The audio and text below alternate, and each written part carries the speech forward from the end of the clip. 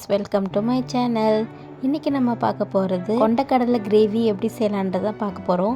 இது சப்பாத்திக்கு, தோசைக்கு, இட்லிக்கு எல்லாத்துக்குமே நல்லாயிருக்கும். வாங்க எப்படி செய்யலான்னு பார்க்கலாம். வீடியோக்குள்ளே போகிறதுக்கு முன்னாடி என்னோடய சேனல் சப்ஸ்கிரைப் பண்ணாதவங்க சப்ஸ்கிரைப் பண்ணிக்கோங்க.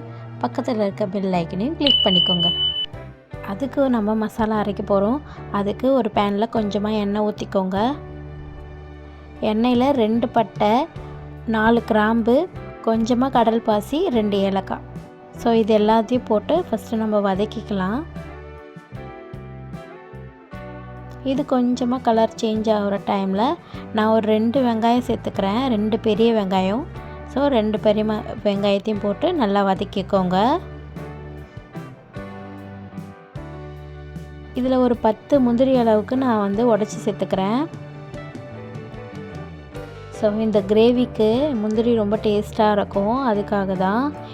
இதில் ஒரு பெரிய சைஸ் தக்காளி நான் ஒன்று சேர்த்துக்கிறேன். ஸோ இதையும் நம்ம நல்லா கிளறி விட்டுக்கலாம். இது ரொம்ப வதங்கணுன்னு அவசியம் இல்லை, கொஞ்சமாக வதக்கலாம்லே போதுமானது தான். இப்போ இதை நம்ம நல்லா கொஞ்சம் வதக்கி எடுத்துக்கலாம்.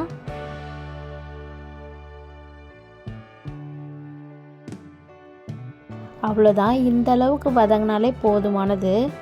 ஸோ இதை நம்ம என்ன பண்ண போகிறோம்னா ஆற வச்சு நம்ம அரைச்சி எடுத்துக்க போகிறோம். இந்த ஜாரில் போட்டாச்சு, இதை நம்ம அரைச்சி வச்சுக்கலாம். அதுக்கப்புறம் ஒரு பேனில் கொஞ்சமாக எண்ணெய் ஊற்றி இதில் நான் 3 அளவுக்கு பிரியாணியில் சேர்த்துக்கிறேன். 1 ஸ்பூன் அளவுக்கு சோம்பு சேர்த்துக்கிறேன். இப்போது அதே ஸ்பூன் அளவுக்கு நான் சீரகமும் சேர்த்துக்கிறேன். இது நல்லா பொரிஞ்சு வரட்டும். இது நல்லா பொரிஞ்சு வர ஸ்டேஜிலே நம்ம அரைச்சி வச்சோம் இல்லையா, அதை நம்ம இதில் ஊற்றிக்கலாம். ஊற்றிக்கிட்டு நல்லா கிளறி விடுங்க. இது எண்ணெய் திரிஞ்சு வர அளவுக்கு நல்லா கிளறி விட்டுட்டே இருங்க.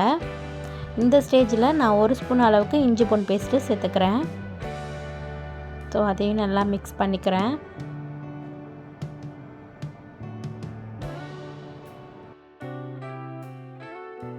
இப்போ இது நல்லா வெந்து வந்திருக்கு. இந்த டைமில் 1/2 ஸ்பூன் அளவுக்கு நான் மஞ்சத்தூள், மிளகாய்த்தூள் 1 ஸ்பூன் சேர்த்துக்கிறேன். கொஞ்சமாக சீரகத்தூள், 1 ஸ்பூன் அளவுக்கு கரம் மசாலா. ஸோ இதெல்லாம் போட்டு நல்லா மிக்ஸ் பண்ணிக்கோங்க.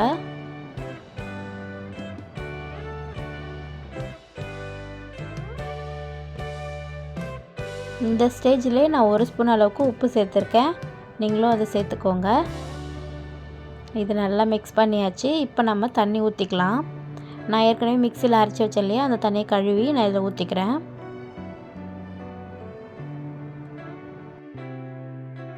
இந்த கப் அளவுக்கு நான் 3 கப் தண்ணி ஊற்றிக்கிறேன். நான் மூக்கல்லையே ஊற வச்சு 5 விசில் அளவுக்கு வேக வச்சு நான் இதில் சேர்த்துக்க போகிறேன். ஸோ இந்த அளவுக்கு நல்லா மசிஞ்சு நல்லா வெந்து வரணும். நீங்கள் வேக வைக்கும் போதே கொஞ்சமாக உப்பு ஆட் பண்ணி நீங்கள் வேக வைங்க. ஸோ அதையும் நம்ம இப்போ ஆட் பண்ணிக்கலாம். கொஞ்சமாக கொத்தமல்லியை ஆட் பண்ணிக்கிறேன். ஸோ இதெல்லாம் நல்லா மிக்ஸ் பண்ணிக்கோங்க. இது ஒரு 1/4 மணி நேரத்துக்கு கொதிக்க விடுங்க. 1/4 மணி நேரத்துக்கு கொதித்த பிறகு நான் கொஞ்சமாக தேங்காய் பால் சேர்த்துக்கிறேன். ஸோ இந்த கப் அளவுக்கு நான் தேங்காய் பால் ஆட் பண்ணியிருக்கேன். இது ஒரு 5 நிமிஷம் அளவுக்கு கொதிக்க விடுங்க. இது நல்லா கொதிக்க வச்சு எடுத்திங்கனாலே உங்களுக்கு கிரேவி ரெடி ஆகிடும். ஸோ இந்த கிரேவி சப்பாத்திக்கு ரொம்ப நல்லாயிருக்கும். அதே சமயம் இட்லி, தோசை எல்லாத்துக்குமே நம்ம சேர்த்து சாப்பிட்டிங்கன்னா ரொம்ப நல்லா டேஸ்ட்டாக இருக்கும். இந்த அளவுக்கு நான் கட்டியாக வர வரைக்கும் நல்லா கொதிக்க விட்டு எடுத்துருக்கேன். இப்போ இது ரெடி ஆகிடுச்சு. இதை நீங்களும் செஞ்சு பார்த்துட்டு எப்படி இருக்குன்னு கண்டிப்பாக சொல்லணும். இவ்வளோ நேரம் மெதுவாக என்னோடய வீடியோ பார்த்ததுக்கு ரொம்ப நன்றி. நெக்ஸ்ட் வீடியோவில் பார்க்கலாம்.